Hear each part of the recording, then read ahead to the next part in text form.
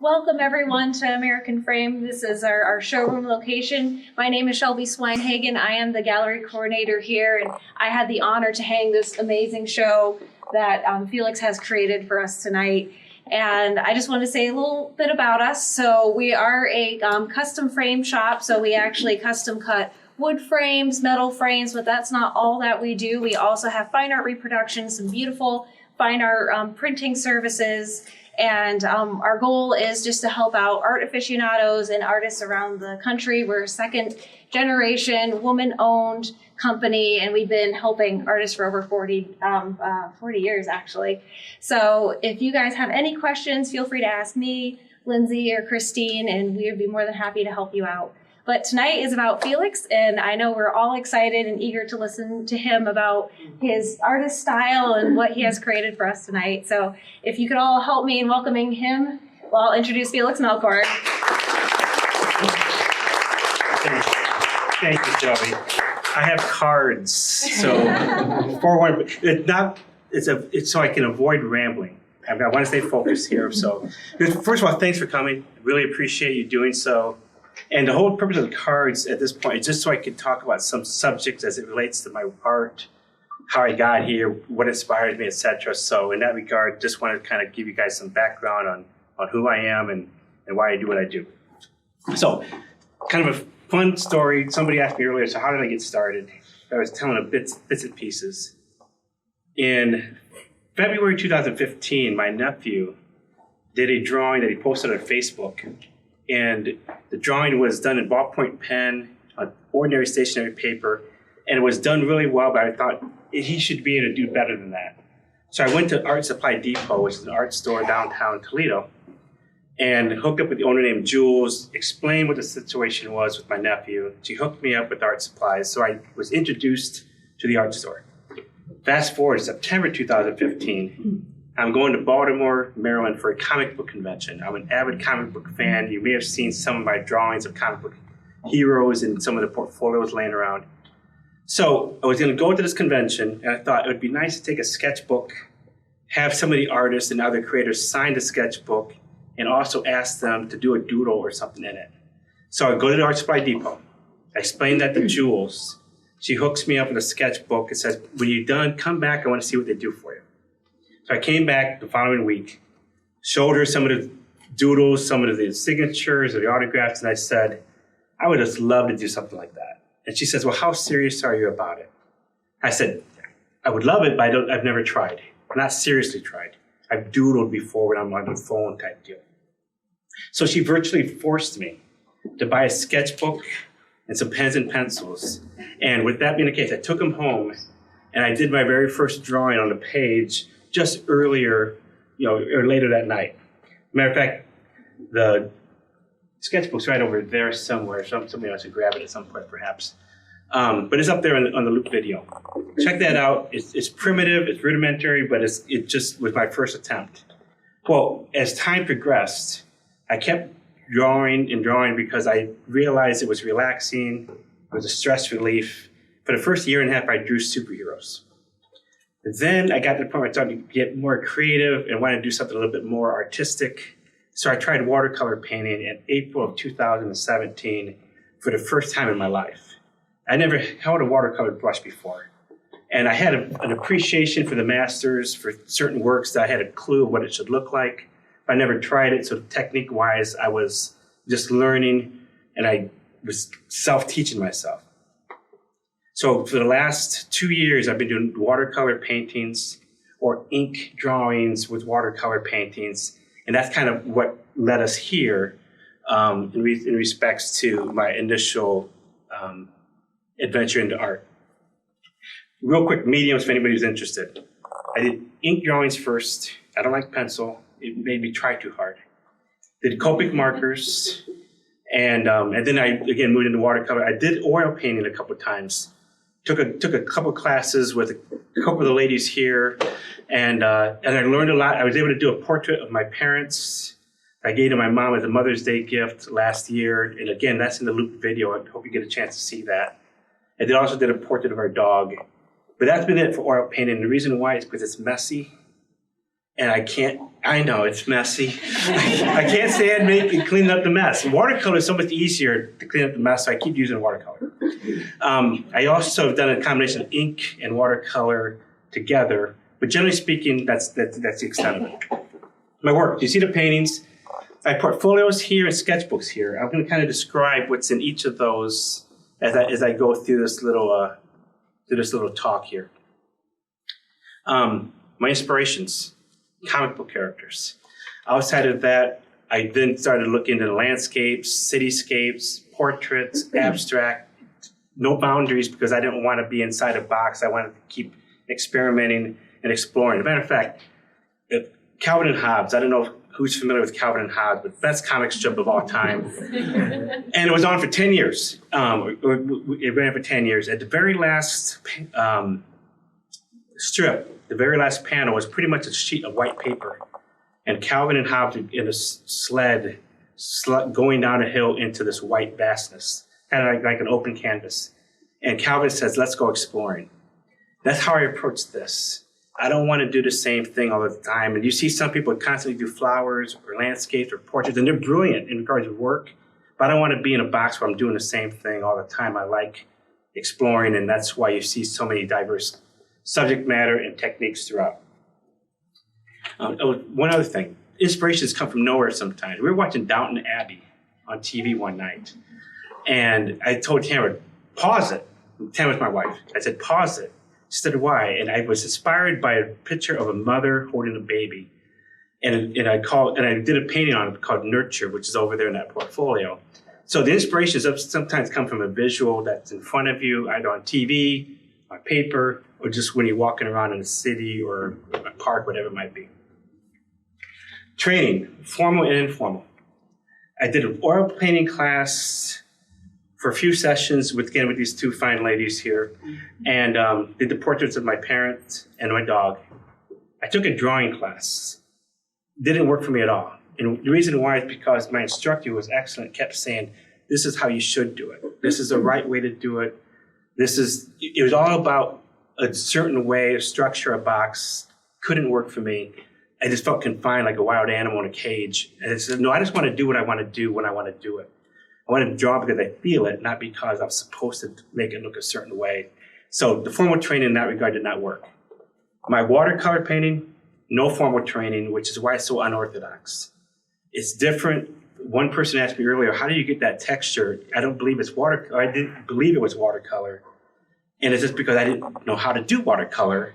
And so in some cases, I use a lot of water. Other cases, I use very little water and just use heavy paint.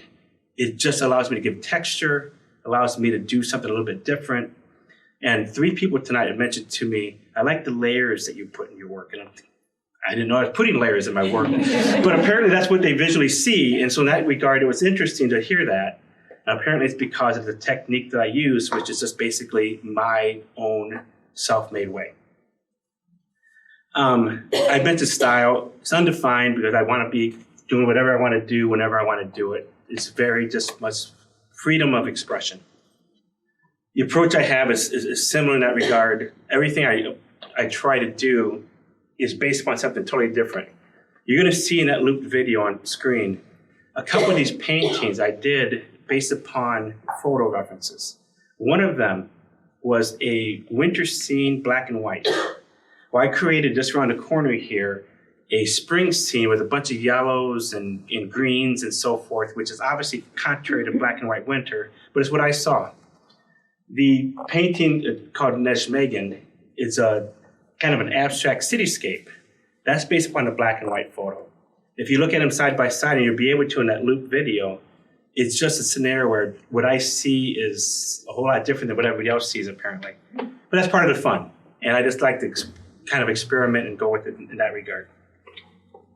You see the work here. You also get a chance to see my work at Brew House Coffee and Bake Shop, which is downtown Maumee. They opened about a month and a half ago. And when they did so, I asked them if they wanted to hang any art on the walls because at that point in time it would be a new store. They might have some space. And they welcomed me to do so. So I have 16 paintings hanging over there. I was there earlier today. They provided all the goodies, the cheesecakes, etc. And I asked, well, what's the time frame for me to hang my stuff in your store? And they said, there is no time frame. Matter of fact, we see more space here. We want you to do more work, et cetera, et cetera. So it's kind of cool. Gives people a chance to see my work continuously beyond this last month that I've been here. So I welcome you to check that out. Check out the food that they provide. It's wonderful. It's a great little place in downtown Maumee to enjoy. Additionally, a couple of the places hold on here. I just want to mention, again, the portfolios and the sketchbooks. Portfolios include some new paintings I did in the last month. They also include some of my first paintings, some of my first drawings. Some of them are pretty comical. I have 2 sketchbooks that include my ink drawings. And in that regard, one of them includes the Inktober drawings I did. And real quick story there. In the month of October, you can do, based upon social media or some website, a series of drawings each and every day during the month of October, based upon a prompt word. The prompt word might be nervous, it might be arrogant, it might be a variety of things, boring. I found one that did bookish Inktober. It was all based upon book themes, stories in books, styles of books, romance, science fiction, horror, etc. And I did that. So I did drawing each and every month, or each and every day during the month of October. Those are the 2 sketchbooks that you see here. It's kind of fun to look at. Hope you enjoy those. I also do drink and draw. Matter of fact, Brian, my friend back here, does that with me. And in that sense, we attend at Art Supply Depot, downtown Toledo, once a month. It's a nude model, circle of artists. You do a life drawing. It's great for learning anatomy, which otherwise I have no clue about. It's great for learning values, for shading. And in that respect, it's a way to help me self-teach myself in a controlled environment. There's no instruction. It's just you doing your own thing. But it's a fun way for me to learn and continue to grow. Those are the sketchbooks is over there. What else what did I miss? I don't think I missed anything. I have a few people to thank. Jules, the Art Supply Depot. If anybody here wants to experiment in art and they haven't done so before, I wouldn't be here without her. She virtually forced me to buy a sketchbook that night. If she hadn't done so, I wouldn't have done any of this.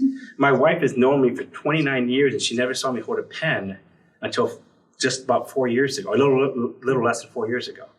She never saw me hold anything in art. I just never did it. But Jules got me here. In that sense, I'm very thankful for her.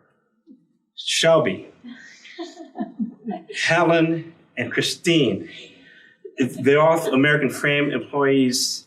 Christine picked out the matting for me. She also encouraged me, kept saying that she loved my work.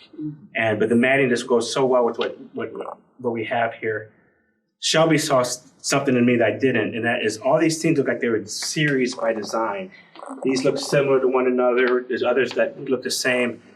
I didn't do that on purpose, but she saw that. So she saw something in my work I didn't see, and she helped me kind of refine the look. Helen does videos of my work, and she makes me look thinner when I'm on camera. But she does videos of my work. She posts them on social media, and it just enhances the look of it. It's something that just helps me kind of appreciate what I'm doing all the better, and we get to share it that way just the same. So I wanted to thank those folks. I do have a couple more things I want to say, but before I do, I wanted to welcome any questions or thoughts from anybody based upon what you've seen, what I've said. Yes? So you said you got inspired by the Downton Abbey, that picture. What inspired you? I mean, what came at you that made you want to follow? It was just visually alluring. It was nice colors. It was a special moment, mother holding child. And not that I'm just really that sappy about things, but that particular vision just caught my eye. So I said, pause. And I couldn't tell you. It's no different than some people like one particular type of art more so than another. I saw that visual, and it just made me stop and say, I want that. And I wanted to do my version of that. And so it was just basically alluring to me. Great question. Some of the street scenes, are these places you've been? Nijmegen, the one I mentioned, the abstract, I've not been. I just used a photo for that one. The Italy ones I've not been. The same with the one from somewhere in Scotland. I don't recall where. But in the portfolios, there's a couple pictures that I drew based upon photos I took. There's a black and white in there with a lot of bicycles. I'm thinking Amsterdam. Amsterdam. That's a picture I took. I did a drawing based upon that. So absolutely. The one picture you have drawn that has a picture of Frank in the window. Did you do that on purpose? So the drawing that you see that's entitled, it's called Bound to Please, but it's Armchair Books Frank's in the window. is on top of the thing. And there's a figure in the window. And no, it was not intended to look like anybody, but it looks like my brother. And so in that sense, yeah, it wasn't by design. Any other thoughts or questions? I always knew that, like, your family was talented with pens, pencil, and all that stuff. Since, say, high school or whatever, like through your adult life until now, until you started this, what did you do as far as maintaining that? Or did you just doodle every now and then? Or did you do nothing and then just rediscovered this? Or? I didn't do anything except doodle when I was on the phone. I would do it, typically Batman. And so I would in the back of your mind. I would do the Batman, sometimes just a bat signal, but that's really the extent of it.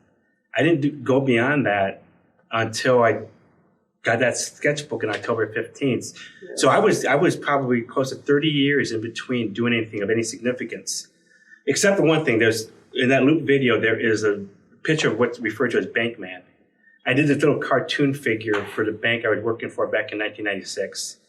And the picture's up there. It's so primitive. It's fourth grade level. Not that fourth grade artists can't be exceptional artists, but it's not anything special. Outside of that, I didn't do anything. And so some of it is maybe a natural talent. Some of it is, most of it though, is just persistency and just training myself how to do it.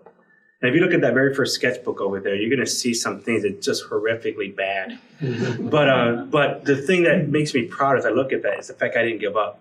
And so I kept doing it. Eventually I got better.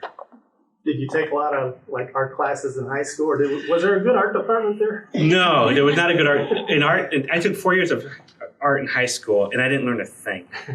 Our teacher was more into macrame and art history, and we even did a Mrs. Jinbo. We did a self-portrait where you lie down on the floor and somebody traced your body on a big piece of paper, and then you filled it in, and you called it a self-portrait. That was the extent of it. Never held a brush, a paintbrush of any type in 4 years of high school.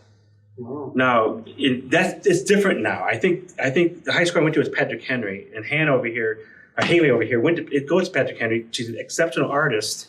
I get the impression she has a great teacher. I had a poor teacher. I was probably not focused either, but it was a poor teacher, just the same. Hopefully she's not listening to this. Any other thoughts or questions? Okay, let me mention this.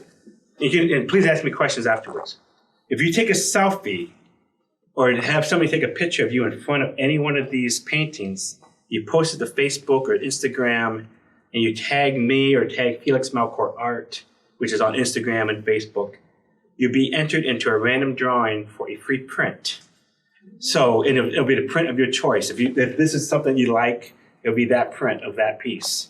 So pick the painting, if one or more that you might enjoy, post it, share it. It gives me a chance to get more exposure. It gives you a chance to get a free print. Now, it doesn't come matted and framed, it's just a print. But that in itself, hopefully, is something you might enjoy. So please do that. And let me also, one more thing. I shared this with some work colleagues I had, the whole idea of what I'm doing here, and they were surprised. But then one guy said, well, this basically is the first time where we're going to have an opportunity to buy a Melchor painting.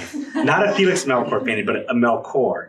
So as you look at these, and knowing that at this point in time, this is not a culmination of who I am and what I expect to be as an artist. I hope this is the beginning of what I'm going to be. The Melchors that you have a chance to buy tonight if you want to. This could be a $7,000 painting 6 years from now, if all things go well. So keep that in mind. Thanks for sharing this adventure with me. I really appreciate you following me on Instagram, on Facebook, inspiring me and encouraging me, and coming out tonight to share this with me.